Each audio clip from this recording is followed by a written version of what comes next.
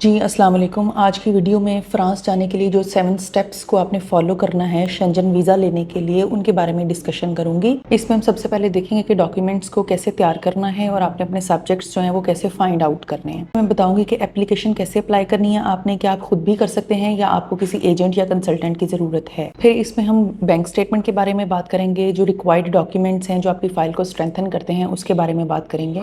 Then आपकी university की tuition fee की पेमेंट कैसे होगी, उसके अलावा कैंपस फ्रांस की आईडी कैसे बनानी है और क्यों बनानी है। देन है कि आपने वीजा अपॉइंटमेंट कैसे हंट करनी है और वीजा एप्लीकेशन फॉर्म या वीजा एप्लीकेशन डॉक्यूमेंट्स कब सबमिट करवाने हैं और कहाँ पे सबमिट करवाने हैं। वीजा इंटरव्यू की टिप्स क्या होंगी, वीजा कलेक्शन आपने कब करनी है और कहाँ से करनी है, और उसके अलावा आपको ट्रैवल टिप्स कौन सी चाहिए। ये सब चीजें इस वीडियो में डिस्कस करने वाली हूँ, इसलिए आप वीडियो को स्किप बिल्कुल मत कीजिए और पूरा देखिए।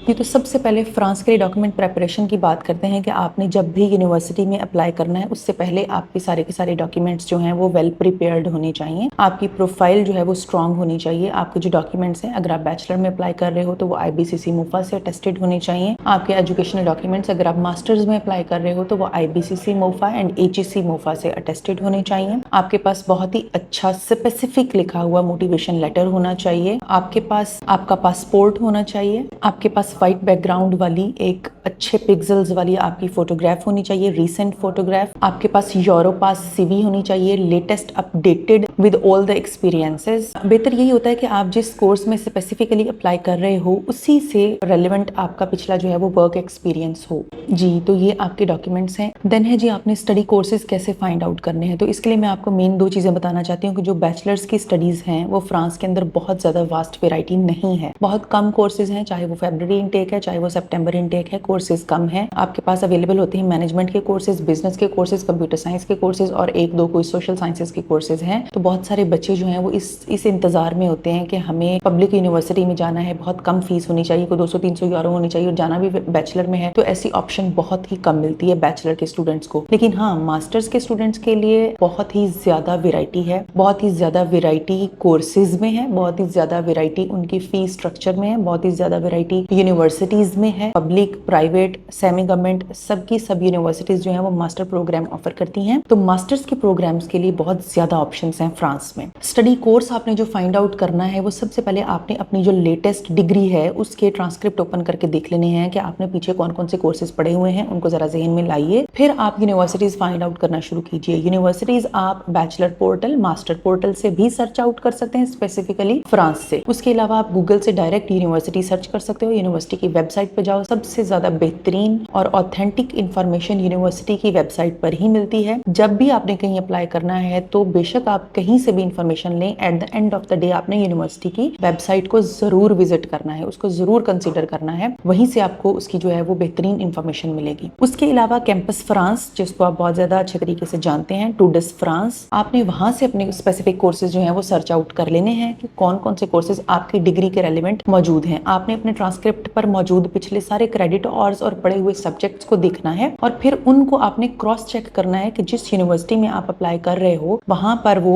जो कोर्सेज ऑफर कर रही है उस कोर्सेज के रिक्वायरमेंट्स क्या हैं। अब यहाँ पर बात आती है कि स्टूडेंट खुद अप्लाई कर सकता है, उसको खुद ही करना चाहिए या एजेंट या कंसल्टेंट की जरूरत है। देखें, हमारे कंट्री में बहुत ही सारे बच्चे ऐसे हैं जिनका IQ लेवल, जिनका कॉमन सेंस और जिनका इंटेलिजेंस लेवल बहुत अच्छा है, जिनके मार्क्स अच्छे हैं, जो सर्फिंग करना जानते हैं, जो सर्च करना जानते हैं, जो चीजों को पढ़ लिख के उसको फिर जो है वो अप्लाई करते हैं या वो चीजों को सर्च आउट करना जानते हैं। तो उन बच्चों के लिए तो ये बहुत ही ईजी है कि वो खुद ही अप्लाई करें। ठीक है, बहुत ही जरूरी है कि वो खुद अप्लाई करें। लेकिन समटाइम्स कुछ स्टूडेंट्स हमारे पास ऐसे आते हैं जो इस काबिल नहीं होते कि वो स्पेसिफिकली एक यूनिवर्सिटी की वेबसाइट खोलकर भी उसमें से मजीद अंदर ही अंदर जो इन्फॉर्मेशन होती है, जो स्पेसिफिक क्राइटेरिया तक पहुंचना होता है, उस तक पहुंच जाएं और वो इन चीजों को देखते हुए परफेक्ट जगह पर अप्लाई करें। तो बहुत सारे स्टूडेंट्स इस काबिल नहीं होते हैं। बच्चे मल्टीपल जॉब्स कर रहे होते हैं, फ्रीलांसिंग कर रहे होते हैं, उनके पास टाइम बहुत कम होता है कि वो इन चीजों को सर्च करें, इन पे टाइम दें, एक एक चीज को, अपडेट को, नोटिफिकेशन को डेली पढ़ते रहें, इसलिए वो अपनी सरदर्दी नहीं लेते और वो कंसल्टेंट और एजेंट्स को हायर करते हैं। डिपेंड करता है आप पे। देखिए, आप अपनी एप्लीकेशन खुद अप्लाई कर रहे हैं, आपका कोई एक्सपीरियंस नहीं है, ठीक है। और जो कंसल्टेंट है वो सैकड़ों हजारों बच्चों की एप्लीकेशंस कर रहा है, उसके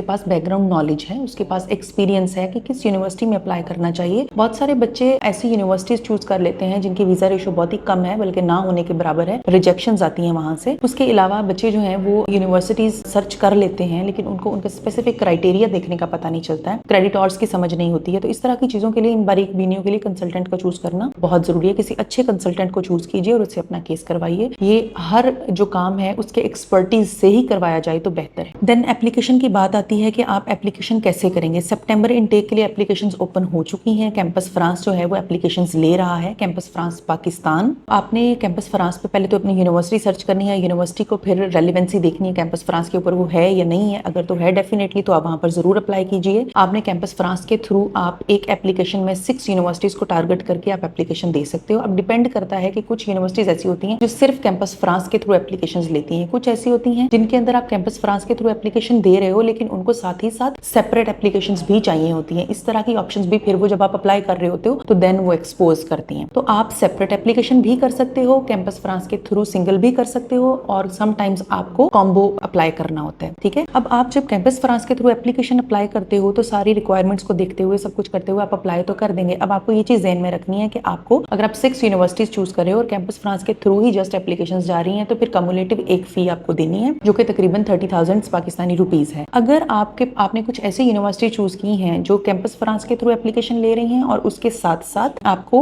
यूनिवर्सिटी में डायरेक्ट भी अप्लाई करना है, अदरवाइज आपका एप्लीकेशन प्रोसेस कंप्लीट नहीं होता है, तो फिर आपको कैंपस फ्रांस की 30,000 फी भी पे करनी है और यूनिवर्सिटी की सेपरेट एप्लीकेशन भी पे करनी होती है। तो इस तरह आप अप्लाई करते हो। अप्लाई करते हुए आपने इन चीजों का ध्यान बहुत जरूरी रखना है कि क्या आपका सब्जेक्ट रेलिवेंट है या नहीं है। अगर सब्जेक्ट रेलिवेंसी नहीं है तो फिर आपने उसके अंदर पढ़े हुए कोर्सेज की रेलिवेंसी देखनी है कि आपने कौन कौन से कोर्सेज पढ़े थे, कितने क्रेडिटर्स पढ़े थे, मैथ्स पढ़ा था या क्या चीजें पढ़ी थी, और जिस डिग्री में आप अप्लाई कर रहे हो उसके अंदर मजीद आपने ओपन करके आगे आगे देखते जाना है कि आपकी डिग्री किसी ना किसी तरह पे वहां पे फिट हो रही है या नहीं हो रही। अगर वो फिट नहीं है तो फिर आप वहां पर अप्लाई मत कीजिए क्योंकि आपकी डेफिनेटली रिजेक्शन आने वाली है। अब मैं अपनी ही बात करती हूँ कि टॉप 7 कंसल्टेंट्स ने अपने पिछले एक्सपीरियंस को देखते हुए बहुत सारे स्टूडेंट्स का डिफरेंट यूनिवर्सिटीज में अप्लाई किया है। तो अल्हम्दुलिल्लाह तकरीबन हमारे पास कोई 15 एपिटा के ऑफर लेटर्स जो हैं वो लास्ट 2-3 दिनों से आए हैं। मैं कुछ आपको स्क्रीन पे शो भी करवा दूंगी। तो आपने यूनिवर्सिटी चूज करते हुए ये चीज बहुत ध्यान में रखनी है कि वीजा के ऊपर उसके क्या असरात हैं, क्या वीजा रिजेक्ट होता है उसका या एक्सेप्ट होता है, ठीक है। बच्चे बहुत सारी यूनिवर्सिटीज ऐसी चूज कर लेती हैं जिनकी वीजा रिजेक्शन होती है, वीजा एक्सेप्टेंस बिल्कुल नहीं होती है। तो आपने इन चीजों का ध्यान रखना है। बेहतर ये होता है कि आप किसी माहिर से ही अपना काम करवाएं। उसके बाद फिर बैंक स्टेटमेंट को ध्यान में रखना होता है कि बैंक स्टेटमेंट आपको फ्रांस के लिए तकरीबन 4 से 6 महीनों की चाहिए। बेहतर तो यही होता है कि जिस दिन आप एडमिशन अप्लाई करने लगे आप कुछ ना कुछ अमाउंट अपने अकाउंट में रख लें, ठीक है, ताकि ये लगे कि जब बच्चे ने माइंड बनाया है मूव करने के लिए तो उसने अपने अमाउंट जो है वो इकट्ठी करनी शुरू कर दी है। अब जब आपका ऑफर लेटर आता है तो मेन अमाउंट आपकी तब तक पूरी हो जानी चाहिए। बैंक स्टेटमेंट 2 चीजों पर डिपेंड करती है। बैंक स्टेटमेंट जो बेसिक होती है शेंजन जोन में जाने के लिए वो तकरीबन 25 से 30 लाख है। ये तो आपने अपने अकाउंट में रखने ही रखने हैं। दूसरी डिपेंड करती है कि आपने जो यूनिवर्सिटी चूज की है क्या वो आपकी ट्यूशन फी इंस्टॉलमेंट्स में ले रही है या वो 1 गो में ले रही है 1 साल के लिए। अगर तो यूनिवर्सिटी इंस्टॉलमेंट्स में ट्यूशन फी आपकी ले रही है तो 1 साल की जितनी इंस्टॉलमेंट्स बनती हैं, यानी अगर आप उसका 50% दे रहे हो पहली दफा, उसका रिमेनिंग 50% आपने अपनी बैंक स्टेटमेंट में साथ शो करवाना है, जिससे ये जाहिर होगा फ्रेंच एम्बेसी को कि आपके पास आपकी 1 साल की फी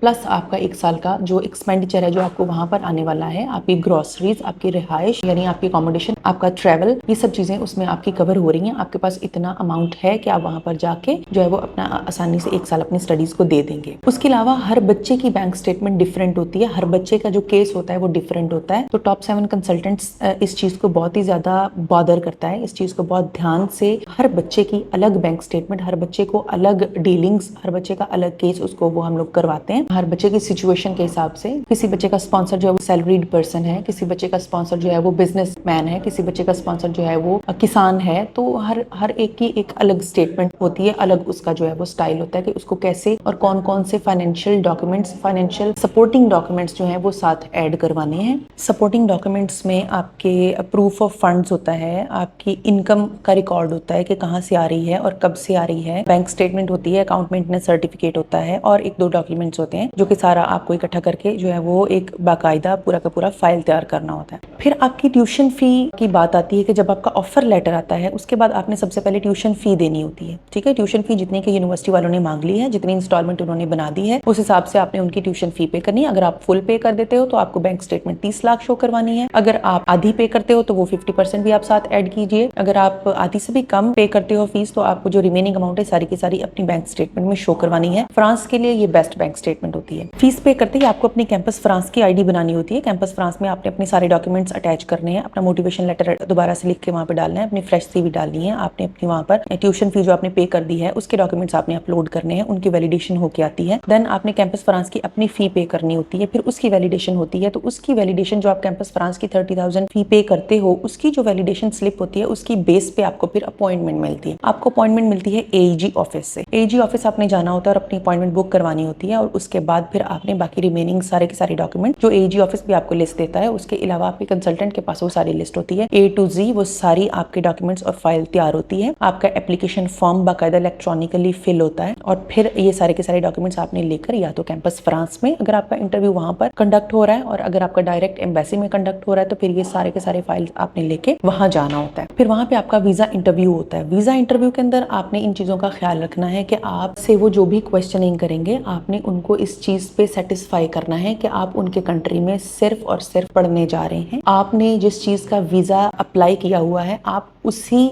जहन से वहां पर जा रहे हो और आपको करना भी वही है। हम भी यही रिकमेंड करते हैं कि आप 2 साल की, 4 साल की, 1 साल की, 1.5 साल की जितनी स्टडी के लिए आप जा रहे हो प्रेफरेबली आप वही कीजिए, क्योंकि बहुत सारे पाकिस्तानी स्टूडेंट्स जो यहाँ से आगे जाते हैं वहां से यूनिवर्सिटी चेंज करके कहीं और किसी और कंट्री में, तो उसकी वजह से पीछे आने वाले स्टूडेंट्स का काम बहुत खराब हो रहा है। बार बार मैं ये चीज बताती हूँ कि वो यूनिवर्सिटीज अपने रिकॉर्ड जो है वो अपनी एम्बेसीज तक पहुंचाती हैं और एम्बेसीज जो है वो फिर उन कंट्रीज को बैन करती जाती हैं जिनके स्टूडेंट्स जो है वो बार बार उनको डॉज करते हैं। तो आप इस चीज से काइंडली बचिए। पाकिस्तान इस चीज में नंबर 1 पे है, आप थोड़ा सा इस चीज का ख्याल कीजिए। पीछे आप अपना तो मुस्तकबिल संवार लेते हैं, पीछे आने वाले स्टूडेंट्स का देखिए कि उनके लिए कितनी कम ऑप्शंस रहती जा रही हैं। ठीक है, तो आप जिस चीज के लिए आप जा रहे हो आप उसी चीज के लिए जाएंगे और आपने एम्बेसी वालों को भी यही आपने उनको जो है वो सेटिस्फाई करना है कि आप फॉर स्टडीज ही जा रहे हैं, आपके पास इनफ फंड्स मौजूद हैं। आपने अपनी फंड्स की सारी डिटेल्स उनको देनी है, जो जो आपने डॉक्यूमेंट प्रोवाइड किया होगा वो सारे के सारे आपने डॉक्यूमेंट देते हुए अगर वो आपसे क्वेश्चनिंग करते हैं तो आपने उनको सेटिस्फाई करना है। ये सारे डॉक्यूमेंट मैंने बनवाए हैं, ये हमारी प्रॉपर्टी है, ये सब कुछ है, इस तरह की चीजें हैं और हमारे पास इतनी इनकम है और इस वजह से मेरे जो है स्पॉन्सर मुझे स्पॉन्सर करेंगे और मैं वहां जाने के बाद मुझे काम करने की जरूरत नहीं है। मैं सिर्फ अपनी प्रोफेशनल ग्रूमिंग के लिए अपनी जो है वो सिर्फ जितने आवर्स मुझे वहां पर अलाउ करेगी गवर्नमेंट, मैं सिर्फ उतना ही काम करूंगा, उससे ज्यादा मुझे करने की जरूरत हरगिज नहीं है। उसके अलावा आपको अगर आपका स्टडी गैप है तो उसको जस्टिफाई करना है, उसको या तो आप अपनी स्टडीज के साथ जस्टिफाई कीजिए या आप अपने रेलिवेंट वर्क एक्सपीरियंस के साथ जस्टिफाई कीजिए। आपका इंटरव्यू कॉन्फिडेंस के साथ और बहुत ही अच्छा होना चाहिए। अगर वो आपके फ्यूचर प्लान्स पूछते हैं आपने वापस आना है या नहीं आना, तो डेफिनेटली आपके जो भी प्लान्स हैं आपने at the end of the day उनको ये बताना है कि आप अपने कंट्री में वापस आके आप सर्व करोगे। आप उस वेल डेवलप्ड कंट्री में इसीलिए जा रहे हो कि आप उनकी पॉलिसीज को कॉपी करें, आप उन पर जाके उनकी प्रोफेशनलिज्म को कॉपी करें और वो चीजें अपने कंट्री में लाके इनकलकेट करें ताकि कल को हमारा कंट्री भी उसी पैटर्न पे चले, क्योंकि हमारा कंट्री उतना डेवलप्ड ऑब्वियसली नहीं है जितने के ये यूरोपियन कंट्रीज हैं। फिर आपको ईमेल आती है अपने वीजा कलेक्शन की, वो आपकी 1 दिन में भी आ सकती है, आपकी 10 दिन में भी आ सकती है, आपकी 1 हफ्ते में भी आ सकती है। डिपेंड करता है कि आपकी प्रोफाइल कैसी है और आपकी लक कैसी है। ठीक है,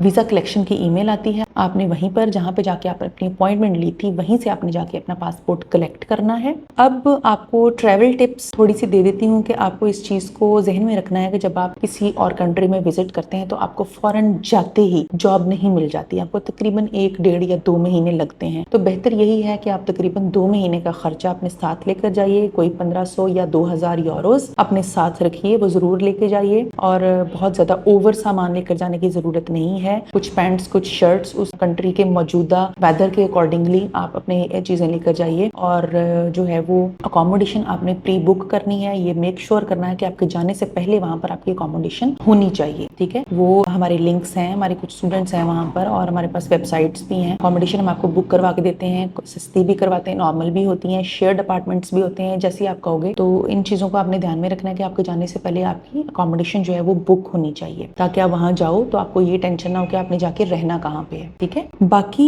जो मोस्ट इंपॉर्टेंट चीज़ है वो ये है कि बैंक स्टेटमेंट आपको फॉरेन वीज़ा लगने के बाद रिलीज नहीं करवा लेनी। बेहतर यही होता है कि आप जब तक अगले कंट्री में पहुंच नहीं जाते हो आप अपनी बैंक स्टेटमेंट रिलीज मत करवाओ, क्योंकि समटाइम्स ऐसा होता है कि इमिग्रेशन डिपार्टमेंट वाले आपकी ऐप ओपन करवा के वहां पर चेक भी कर सकते हैं कि क्या उनके पास रिक्वायर्ड अमाउंट है या नहीं है। तो बेस्ट यही होता है कि आप उस कंट्री में जब पहुंचो तो फिर पहुंचते ही आप अपनी बैंक स्टेटमेंट रिलीज करवा सकते हो। Thank you.